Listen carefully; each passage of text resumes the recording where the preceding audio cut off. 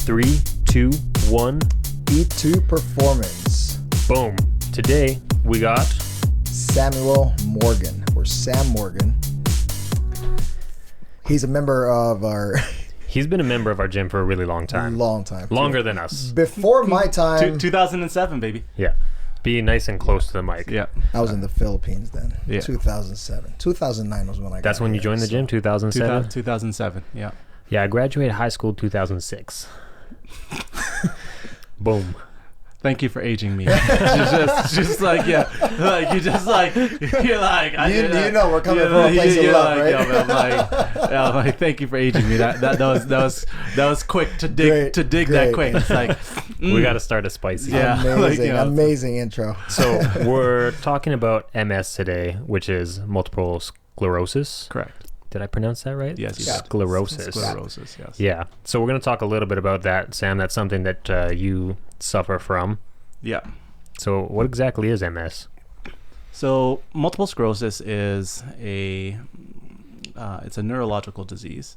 Like they do also say that it's they do call it an autoimmune disease like now, but it is a neurological disease that affects the brain and the central nervous system. So like one of the telltale signs, or some of the telltale signs of multiple sclerosis would be so people experience lesions in the brain, as well as demyelination along the spinal cord within your neck. Yeah. And then what are the symptoms, like early symptoms? Everybody's different, so myself, when did you get? Yeah, so you're going ahead of the question schedule, Eljay. I sent the questions to you for a reason. Stay on track. Fight. We want to know who does it affect? Yeah, who can it affect? Really, any in North America, it can be really anybody. Can be impacted.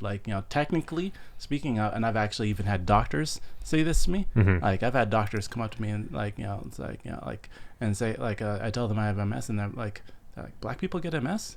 Really? I've literally had doctors say that to me before. Weird. But that's because black people typically do not get this disease. But the unfortunate thing that I'll say about black people is black people, although we don't normally get the disease, often when we do get the disease, we often experience it worse. It hits harder. In the end. If I can just say, I've actually never heard of MS until I came here. I don't think I know one person in Asia. So it's in... Okay, I know specifically Western Canada has one of the highest... Alberta and Saskatchewan have the highest rates of multiple sclerosis in the world, which is weird. Environmental, right? It's not really in Asia, or not that you know. Not that I know of anyone. And even you can go in the Caribbean and you're not going to see too much of it. Really? And some people will say, well, they just don't have as good enough healthcare. But well, they do have good healthcare, and if they're experiencing these problems, they would have got this diagnosed in most cases, and you just don't see it in those warmer countries. With that being said, were you born in Canada? Born and raised in Calgary. Okay, so yeah. Interesting. But I also know, I remember when I went on a date with this girl, black girl, several years ago, and she was African. She lived in Eastern Canada for years, and then she moved to Calgary and was diagnosed with MS a year or two later. Really? Yeah. It's really weird. Yeah. I almost want to dig more into it and see. Yeah, well, we all have another mutual friend, Curtis Howden, who was recently diagnosed, and he's geeking out on it really hard because I don't know. I think when you first get diagnosed, you start the research hits. Well, you just need want to learn as much as you can about this thing that you because as someone myself, when I was diagnosed with MS, I didn't even know what it was. I remember I think the next question is about when I was so I was diagnosed in September 9th of 2008, and I just remember when my doctor because I had so my symptoms, I was experiencing numbness like anytime I bent my head down like this, I'd feel numbness going down my right arm. And I was just like, and I thought it was a herniated disc. And or pinched nerve. Because I had been snowboarding like a week before, and then I was like, oh, okay, maybe it's just a herniated disc because I'd had a couple bad falls. It's like, oh, whatever. But I was like, my doctor was like, oh, we'll do an X-ray, and I was like, no, you need to do an MRI. And we finally did an MRI, and then got it back on September 9th, and he was just like, yeah, you have MS and or multiple sclerosis. And I was just like, okay. And he's like, are you okay? Like, like, I didn't even know how to process it. Like, so like my doctor's office at that time was actually at the airport. So, and I left his office from the airport, taking the bus and the train in Calgary. So taking the bus to work. So like, and I worked at like beside the university at the Calgary lab there at the main building. And I went into the lab, and I'm working there, and not even really working. I'm just like, what is multiple sclerosis? And then went and called my buddy, and called him, and instantly just broke down. So like when you were diagnosed, you didn't he's like, you have MS, and you had no idea really what it was. No idea. Did he warn you it was serious or anything? He didn't say anything about it being serious, and it is it can be serious. It can be also very mild, depending on but that's also very dependent on the person.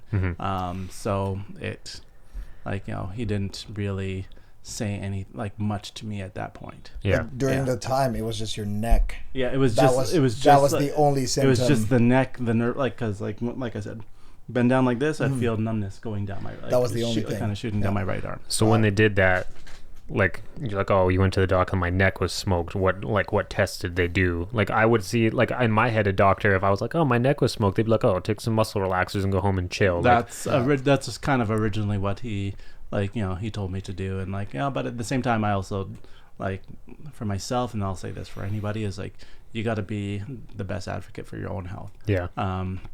So I obviously in a digital age, I looked up it's like, oh, what are my symptoms? Well, it's like, oh, and I think when I looked it up, MS might have come up, but I was like, oh, pinched nerve, that sounds about right. I was snowboarding.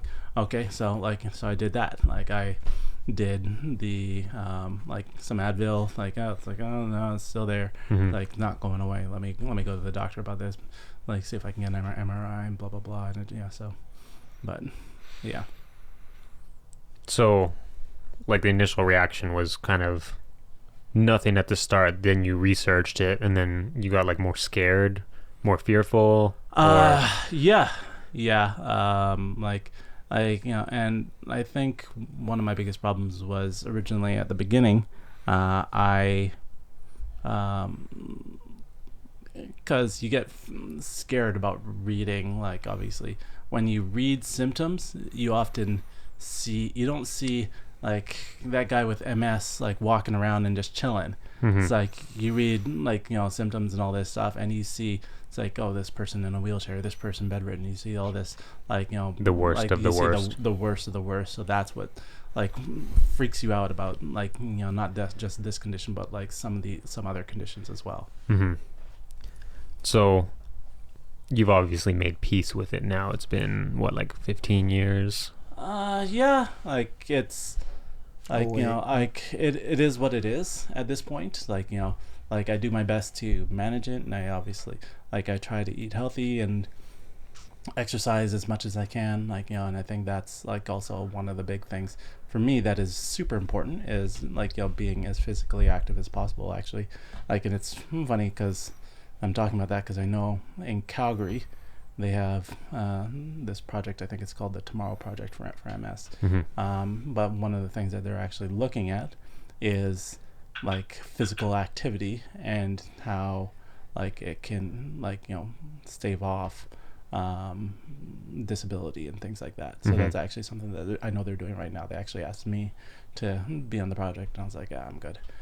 So, you didn't want in on it? Not at this point, because I really I want to more work on myself, not help you to work on other people. Like I really want to work on myself. I did like give them encouragement on like looking at some other things, but like it's more to add on to your plate. At this point, I'm like like I'm trying to I'm also like I got a wedding coming up in 2 weeks. I'm like I have a lot of changes coming up in my life right now. So congratulations on that, by the way. No, thanks. Yeah. So honestly, what messed me up the most before we even like kind of talked about MS and things like that, and like I think I've known you a little bit longer than LJ. For me, I guess it was we seen each other in the gym 10 years ago, and back then you were one of the monsters of the gym. Like you were like, honestly, you were one of the most genuine, like nicest, most helpful, add into the community type of guys in the gym. You were very friendly with everybody. You were always offering advice, and you're open to advice from other people, kind of just like well-rounded, and you were competing in natural bodybuilding and things like that. Like you did one of the shows. You did 2 of the shows, and that's like what my initial memory was. And then I think I might have explained this to you before, but maybe not to you, is I took over the team and started managing the team for about 5 years, and I was so like consumed by that role and by like training all the trainers and like trying to be successful at that role that I was like blinded. When I stepped down and LJ joined the gym and took over manager, I was like, oh man, like, hey, there's Sam. Oh, I have free time. Like, hey Sam, let me train you. And I was almost like taken back because your symptoms have definitely increased. They progressed over those 10 years, and it, to me, obviously not to you, but to me it kind of looked like it was like in the blink of an eye, because I remember you doing shit that I didn't want to do, like when you're like throwing like the 120-pound bars on your back and you're lunging down the track like non-stop for rounds and rounds and rounds. I'm like, damn, I only do lunges with like the 30-pound dumbbells, like screw the 120 on my back, like that's a monster. And then when we trained, like, yeah, like that's the first thing I wanted to take you through. I wanted to like make you do lunges and like these big deadlifts and stuff, and like the balance wasn't there anymore and the ankles weren't playing nice. So it was kind of like a slap in the face to me, like what happened? Like, so I guess what I wanted to like lead into is your initial symptoms was the neck, and then it slowly but surely progressed. Like how did that progression feel to you? Like what's the biggest symptoms you experience now? For me right now, I'd probably say some of my biggest symptoms have to do with like my balance and my gait. And when I say gait, that refers to my walking gait. So those are probably some of my worst symptoms right now. Like I'm still like with my upper body, I'm still very strong. Like I need but I think from one of the things for myself is like I also feel that like I also recognize like obviously the benefits of doing things like stretching and even strengthening like in my legs and like lower body, because those things are more than necessary, because like if you continue to do nothing, you're going to continue to get weaker. But yeah, so for me, those are some of my biggest like symptoms like that I have is mostly with my legs. Like like most of my upper body, like there's not really much there. So upper body feels normal. Everything's upper body feels pretty good still, but it's like like your legs have the power, but it's the from what I find, like when we train, it's like the little things, just the control of it. Right. But when you push a sled, it's a weird thing. We basically fly. LJ and I have both had the pleasure to whoop your ass a little bit in the gym, and it's very unique symptoms, because like your hip flexors or your hip lifting the leg up can be a challenge, and ankle control is a challenge. But if we put you in the leg press like 500 pounds, no problem, or the hack squat like 300 pounds, you can hit that for reps and reps. Like the legs have so much power in them. When you almost stress them too much, like when you have to overload them to be like, yo, wake up guys, it's time to work. And they'll give you the juice when you want it.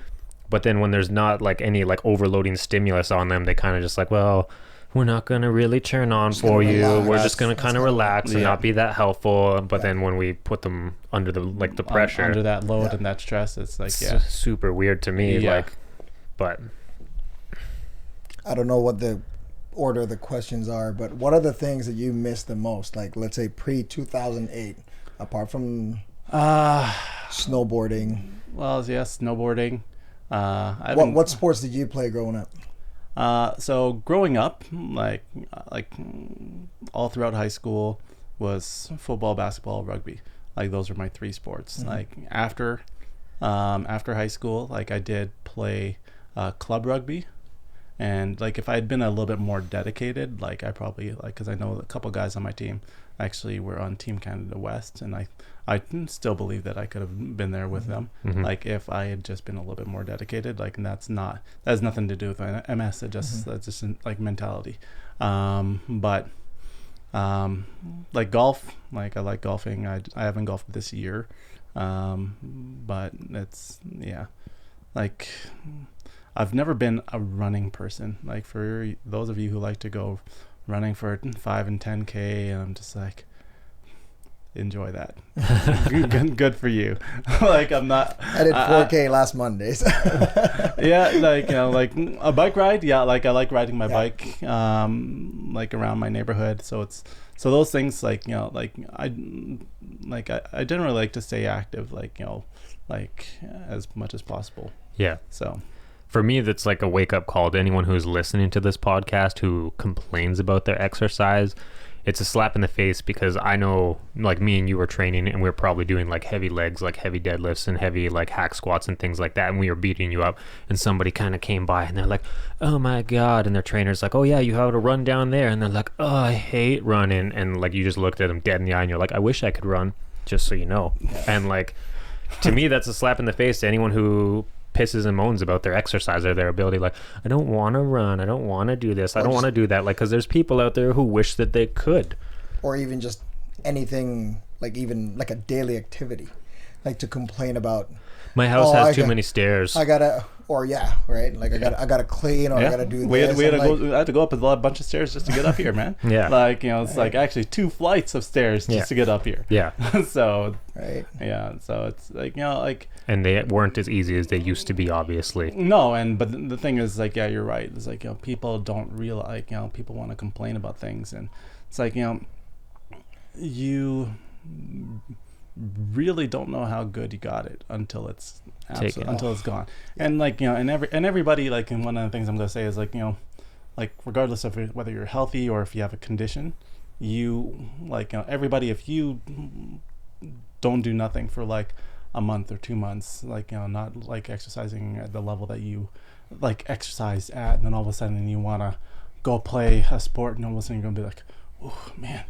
oh, that's tight. Oh my gosh, I'm getting old. Yeah. It's like but it's just because you haven't been moving as much. Mm-hmm. Like you don't move as much, you're gonna be doing less. Yeah. Like it's either keep moving or stop moving. Those are the choices.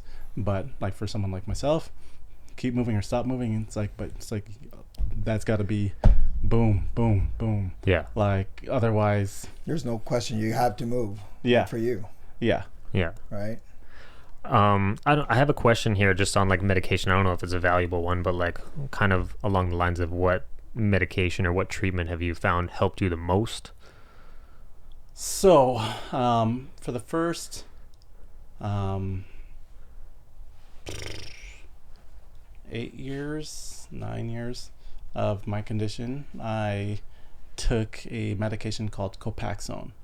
And Copaxone is a daily subcutaneous injection, and what subcutaneous means is it's like not right under the skin, but like there's a couple layers underneath the skin, like where it gets injected into.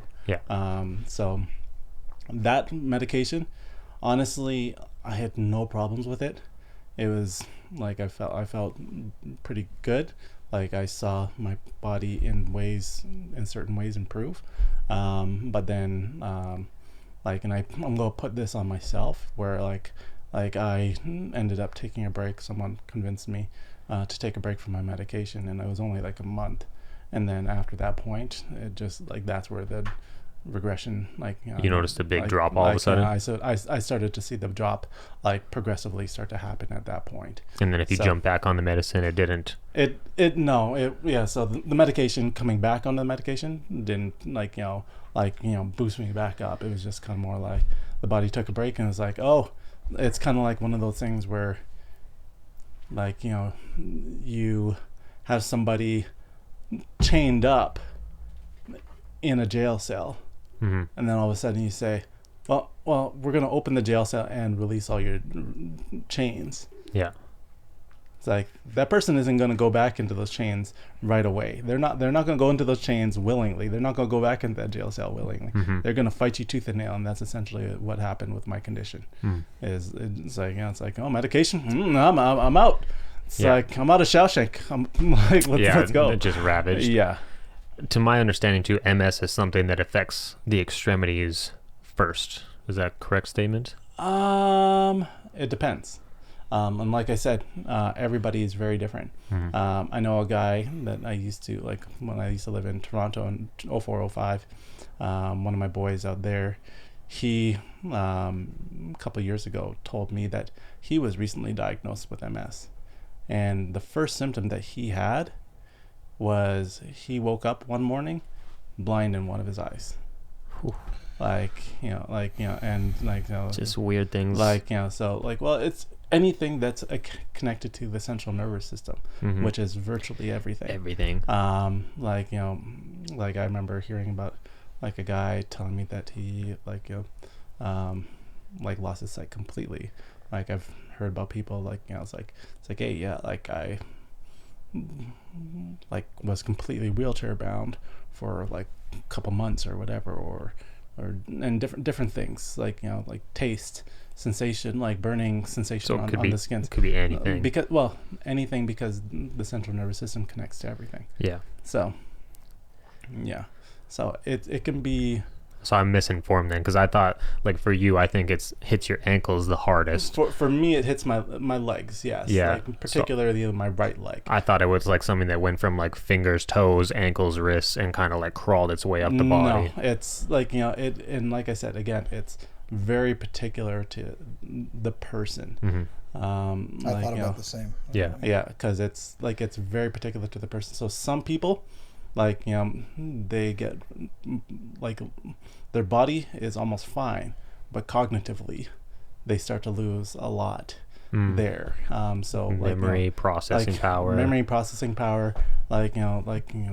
attention span, different things like that. So everybody is, and again, it's like that's one of the hardest things about this disease. Yeah. And in my mind, honestly, I kind of think that this disease, is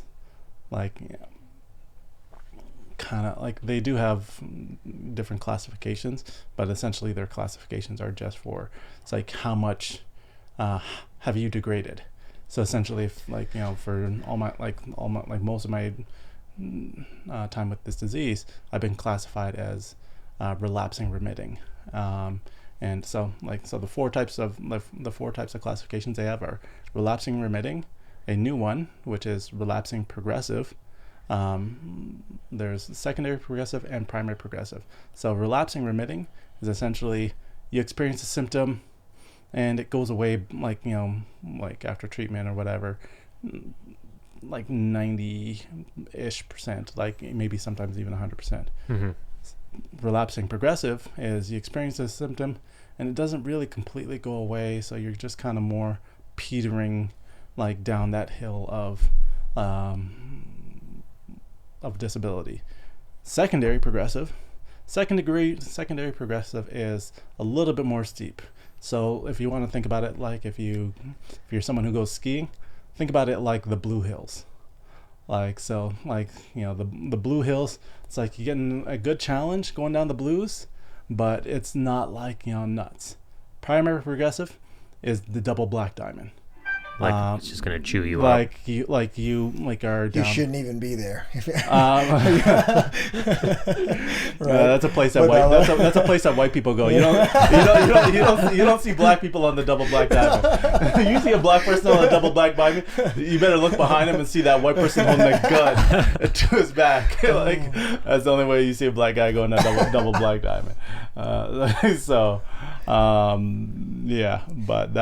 But that is probably the best analogy that I can give towards it. I got a question for you. Yeah.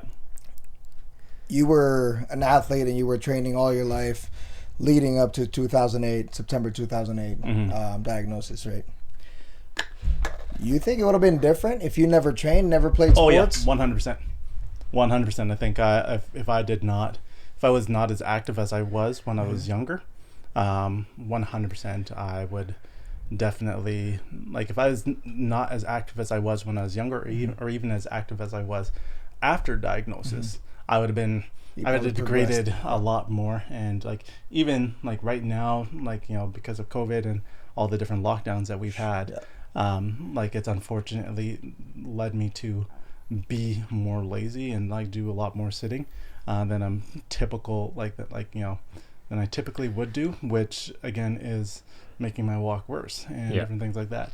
Like, so it's about finding that energy to actually want to do things and actually say, it's like, and you have to sometimes fight your mind to say, it's like, just do this. Just do this. Like, I've seen there's a commercial where like this father, he is like, like at the beginning of the commercial, he's telling his son, it's like, okay, like, Timmy, it's like, Timmy, all right, like, get up, we gotta get up and go. And then you see him sitting there by himself saying, get up, get up, get up. And sometimes that's what it is. It's like, you have to fight your mind to tell you, just to be like, okay, let's just do this. Like, and I think everybody experiences that in different ways. Yeah. But like, with MS, it's also, it hits you in a different way. Yeah. So I think that's just a good message for people, whether you're healthy or diagnosed. I'm like, you gotta fight for it. You gotta keep getting better. You gotta try. Well, but like, and here's the thing. I'm gonna say this is like, like if you are someone, let's say you go to university, or if you are in a relationship, it's like you like fight to learn about like, like your spouse, or you're fighting to learn like whatever like you're doing in school. It's like you're pushing hard to like, achieve a certain level of education or a level of whatever it is. Like, but it's the same thing with your health.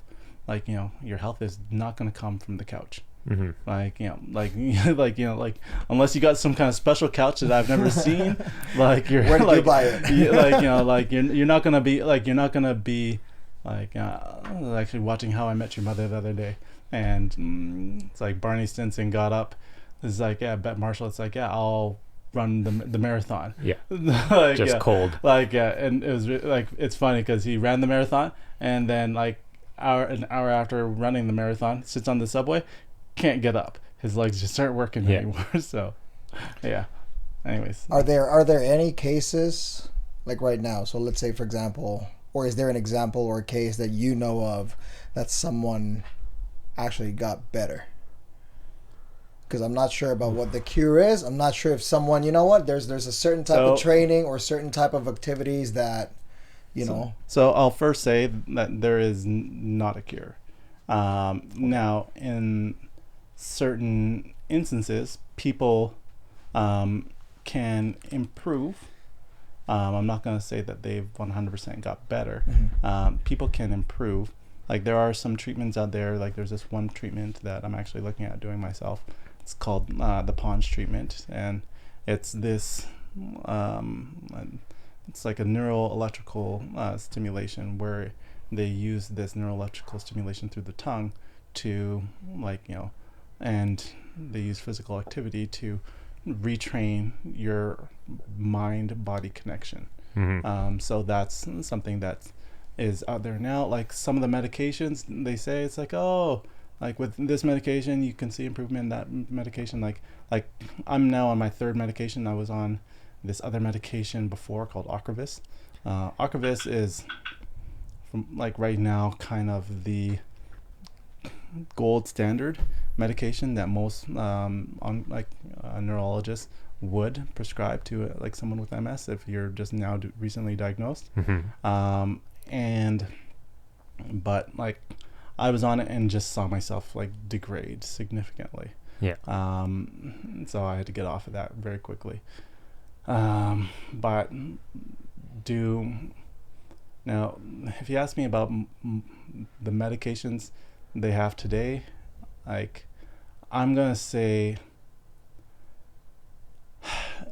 you can't treat a disease if you don't know what it is that you're actually treating. Yeah, you're throwing blind punches. Well, the way that I actually equate it is I think of, like, you ever been to Italy, or if, like, you know, someone from the old world, it's like, you know, they make pasta.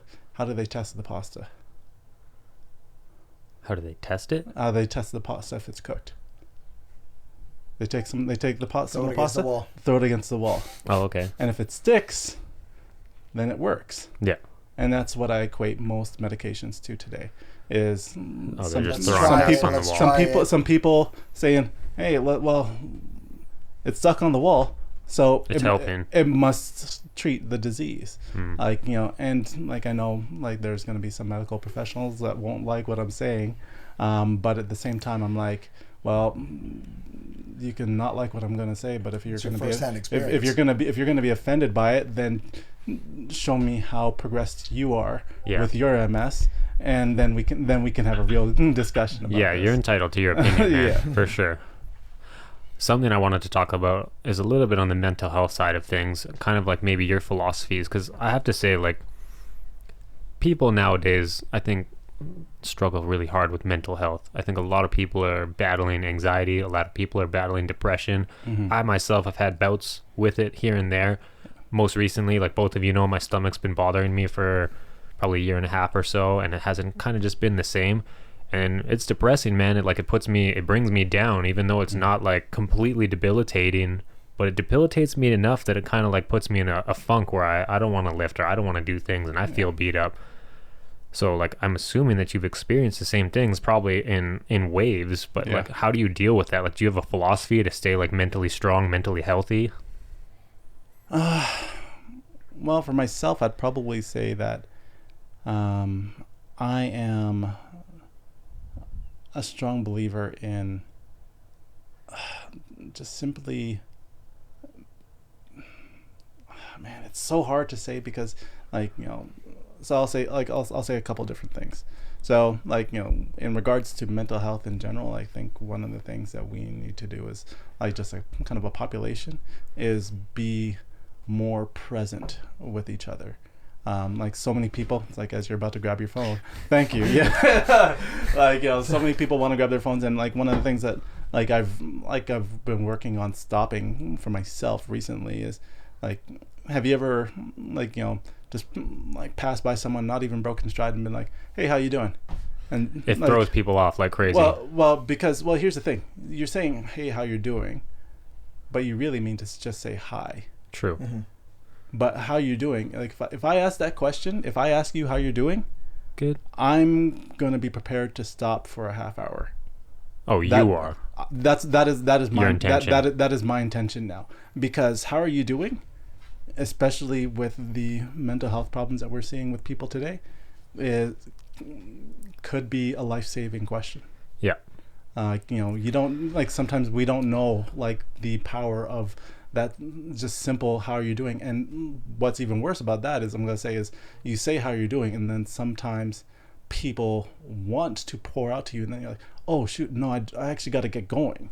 Like, I didn't, like, you know, like, maybe another time we can talk, and all of a sudden that person is, like, you know, just degrading mentally because they're like, I really needed to talk to this. I needed somebody. Some people, and it's that those little things that we do to each other. But, like, for myself, like, just looking at my MS, is like, I really try to stay positive, just because I'm just like, no one hates that bitter person. No one likes that bitter person. No one wants to be around that person who's like, it's like, oh, woe is me. Oh, like I hate those people. And so, like, when I see somebody, like, you know, it's like, oh, woe is me, like, my condition, or this, like, this sucks. Like, and even worse, if you're healthy and you don't have a problem and you're like, woe is me, and I'm like, I hate running. It's like, well, not even that. Just like, people just complain. Like, people want to complain about everything nowadays, and I'm just like, we can, like, we want to complain about something, but, like, do we really need to complain about something? And it's not about complaining about something. It's like, okay, it's about understanding what it is that is kind of plaguing you, and looking at how to move forward from it. It's like sometimes you're not like sometimes, hey, you have MS, you're not gonna be like improving like up a steep hill, but it's like, hey, can I work on holding level? Hey, it's like so like for me, complaining is almost pointless. Yeah, it's like it's not gonna yield me anything. And my mom told me, it's like, hey, growing up, it's like, if you have time to complain, you have time to pray. Mm-hmm. So like and that's like, for me, that's another big thing for me, is like like my faith, which encompasses everything that I've said, for myself, is very important, because I'm just like, because I've also realized, I'm like, yeah, like like when we leave this world, what is there, like and even within this world, we look at people put so much value in clothes and like different things like this, and I'm like, so clothing styles change every year, like every 6 months, like there's new video games out every couple weeks, like there's porn coming out literally every day, like if those are the things that you like find value in, investing energy, like if you're investing your energy in, and that's like but like like at the end of, like, what is that going to mean, like for you at the end of the day? Yeah, like, are you going to, like, do you really, like, hey man, I got a new car, like it's like cool, I don't care, like like I don't care if you're driving a Benz, I don't care like a Ferrari, whatever the case may be. I'm like, that's okay, that's a good accomplishment, but don't expect me to bow down to you for any reason. Mm-hmm. Like like I'm not celebrating you because you have things. Yeah. So like, if you're a great person and you're like amazing person who can pour out like your heart into other people, like in a positive way, then hey, that I can celebrate. Yeah. So like, philosophy wise, like, what helps you get through the dark times, or when you have those slumps? Like, obviously I know you keep slugging through things, like you kind of power through, whether it takes you a day or a week or something, like, yeah, like, again, we've only known each other well for a couple years, mm-hmm. generally for 10 years. Yeah. So like, you've definitely had slumps, because we all have. Mm-hmm. What gets you through those? Really,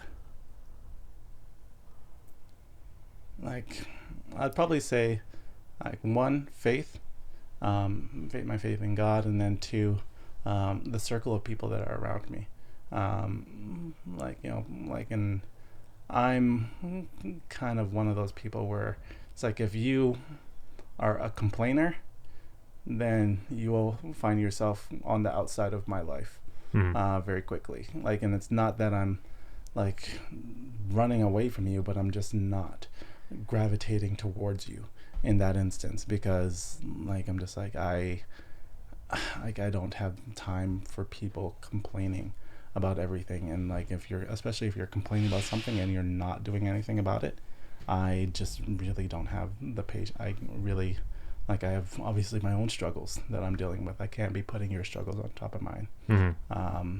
So yeah, I don't know if that really answered your question. Sounds like just obviously your faith, like your spirituality. Yeah. And I think relationships, Eljay would agree that that's probably one of the strongest things that we can lean on. Eljay's a huge relationship person. Over things. And relationship over things. We've talked about treating people like people. Like, how many times do we go and order a coffee and just, oh yeah, I just large double. Okay, thanks. And not actually engage with people. Like, they're essentially like human cash registers. Or if you go and get gas, it's like, yeah, $60 on number 3. Like, that's a person, not an object. They're just throwing money at, being like, oh yes. Or the person doing your groceries, like beep, beep, beep, beep. Like, as they're scanning your groceries, you're on Instagram, like, because you don't want to engage with them. These random pictures that people are posting are more entertaining than the human in front of you. It's kind of weird, and that's one of the things that I find is so funny, is like, like, we are on social media to be like, social. We watch on TV, reality TV, but we distance ourselves socially and to the reality and to the reality of things where we are now living, like, not only just living on these things, but it's just like, we don't want to engage in people, and then we like watch news and say, oh my God, look at what people are doing. And I'm like, well, people are doing these things because we've disengaged ourselves from them. Like, we don't speak to people. We don't, like, you know, we don't talk to people. And, like, I understand, it's like, hey, you can't talk to everybody. But at the same time, you, like, you know, can engage people in different ways. And also, like, you look at that homeless person on the street. And I remember several years ago, I think it was, like, the Red Cross. They had a commercial about a homeless person. Essentially, what it did is it showed that person as a child at home, and then you start like, and you see him grow, and you see him experiencing like problems at home, like being like assaulted at home, and like, you know, and and just going through different things as he grew older and older, and like, and then he finally ends up as this homeless person on the street. And that's one of the things I think we all need to remember is, like, you know, when you look at somebody, like, you know, like you see that homeless person on the street, they didn't wake up, leave their house, and just sit on a corner. Yeah. Like, that is the product of a lot of different things. And as all of us, as each and every human being, we also have to remember that it's like, you know, it's like, why is that person doing that? It's like, well, they are a product of all their experiences. So, like, they experienced all these things in their lives, which led them to make this decision here today. Like, and it's the same thing that all of us do. Yeah. So. Not all of our childhoods were all cushy. Like, my childhood was great. Like, mom and dad did a rock star job. Dad was out of town working. I got to play in the sprinklers in summertime and, like, play video games. No, okay. No, you know what I mean, though? I just, but, like, yeah, like, it's easy to, like, drive the car, like, downtown and look at, like, the row of homeless people and be like, oh... Like, not that I feel this way, but I definitely know people that are like, oh yeah, they should get a job, or their decisions put them there. Like, oh, they could get out of there if they wanted to, or if I was in that position, I could snap out of it. And it's like, like that's like, I remember when I was younger, I used to say stuff like that, and as I've gotten older, I'm like, your experiences really shape you. I had a really deep meditation out in nature really quickly last year, actually, where I like was thinking about all the people who are suffering and struggling, and just like this like amount of compassion I felt for, rather, you know, when someone cuts you off in traffic, rather than just being like, oh, asshole, blah blah blah blah blah. Just like thinking like, why are they cutting you off in traffic, or why are people doing these things? Like, why is this guy so short, or why does this person have no patience? Like, there's reasons behind it that we just fail to understand, and just because we're like accepting that negative energy, we'll get reactive to it rather than compassionate to it, right? Yeah. See, when someone cuts me off like that, I'm more of... You start racing them. I'm like, he wants to play. he's ready to... See, but here's the thing.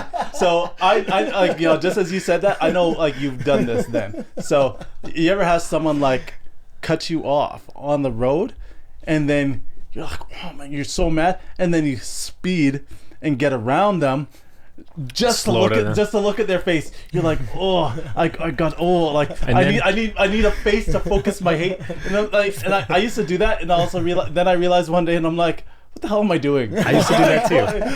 So stupid. It's all playtime to me. Yo, what is seeing their face gonna do to me? Like, why do I need to, like, so dumb for me? If they didn't look at me, I'm like, they didn't give me eye contact. That's right. Don't look at me. Exactly it. So dumb. Like, there's an ego thing. Like, he didn't look at me because he knows he was wrong. He knows. Like, my apologies for that tangent. But I'm like, that's all I see. Yeah, because I've done that. Like, I remember doing that for years driving. And I'm like, oh, man, what the hell? What am I doing here? To that being said, though, it's very hard to take that negative energy and just recycle it and spit out positive on the fly. When something negative like that happens, it boils your blood and it makes you angry. And it's like hard not to react on that. Very hard. Like, you have to be very enlightened to just let it go fast. So one of the things I'm going to say, because I remember doing like a program at my church about this, and one of the things that they said is we all have a response ability.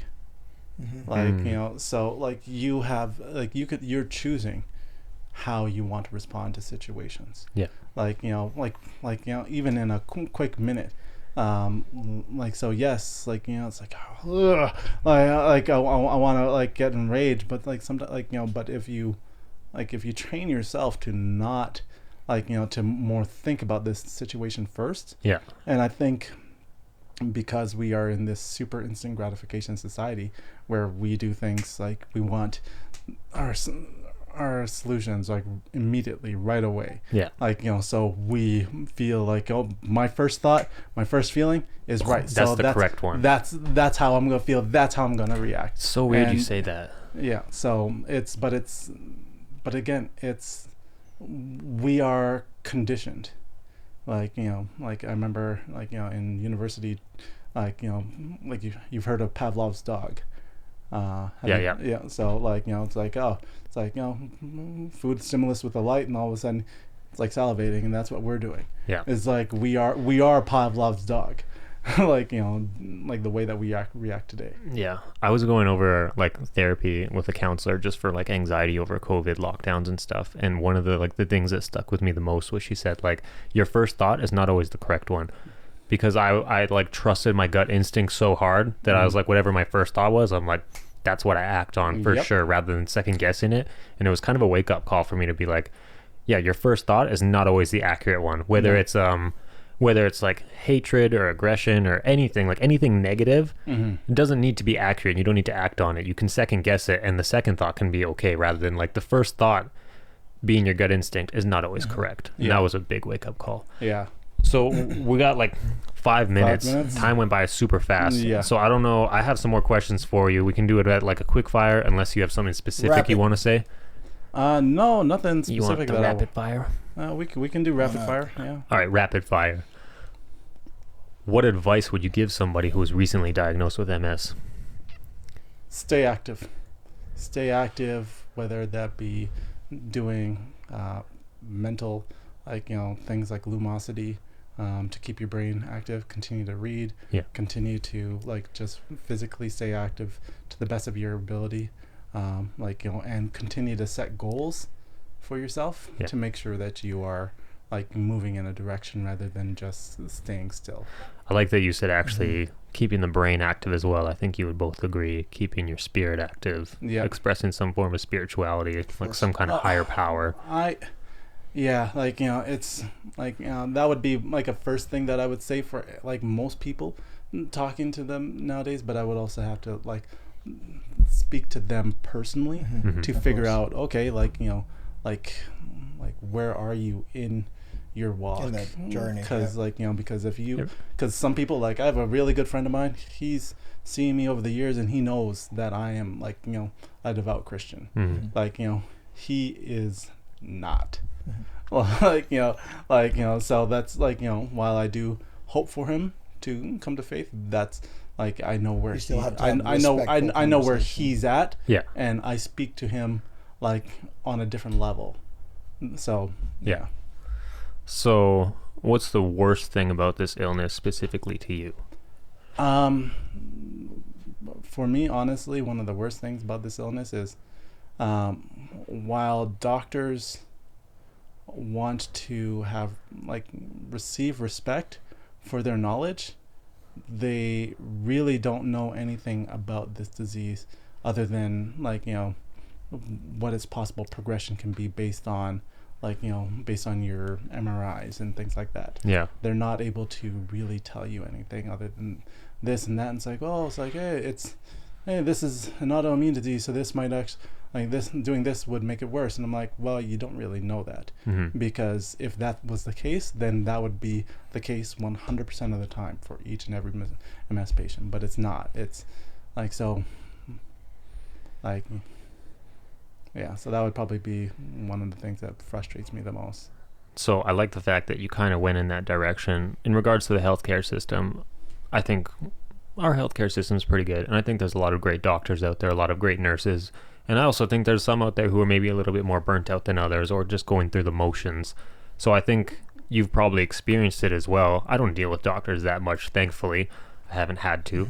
But if you could tell doctors or the healthcare system like one thing that they would actually listen to and be receptive to, what would you want them to be receptive towards? That's a really hard question. I probably like one of my things is like, to not be like just quick to try and diagnose something. Like there is one area of medicine. I can't remember what it's called right now, but there's like these doctors, one of the things that they do is they try to really more get your entire history. Yeah. And really do more, a lot of baseline tests with you to try and more find root cause of like symptoms and different things like that. And I do wish, like, and obviously when you're in the emergency room, like they're trying to do things, pump you in, get you out as quickly as possible. Yeah. But like if I'm going to my GP, like I don't want you to treat me like you're an emergency room doctor. You're not trying to get me like in and out of here as quickly as possible. Like, like try and like understand these things. But it's, so that would probably, like, and even with like when you're with specialists, it's the same thing. Just not like being treated more like a person rather than just the next person, I guess. Not more like a person, a person. Like, it's tricky because our healthcare system, everywhere the healthcare system is a business, so we're trying to balance healthcare with money and government, and it's a nasty mix and time. Yeah. Well, it's a really disgusting mix. Like when you're talking about, like, it's a business, and I'm like, is it? Like, it's healthcare. Like, it's like, hey, you know what? Our first and only goal should be, like, people's health. Doing our best to get people healthier. Yeah. If we are making money on top of that, that's awesome. That's cool. That's good for you. But that should, like, making money should not be above people's health, of course. Yeah. So. Well, I think that's all we got time for today. Thank you so much. I don't know if we ever want to. We can do another one, maybe. Yes, yeah, we can always do part 2. Part 2, yeah. Thank you for joining us. We appreciate the story and your insight. Yeah. Yes, sir. Cool. E2 Performance. I'm going to end it there. Thank you. No, too late. I'm going to end it there. E2. No, you're just in a blooper now. You're in a blooper. That's a blooper. Thank you. Thanks, Eddie. All right, man. Cheers, man.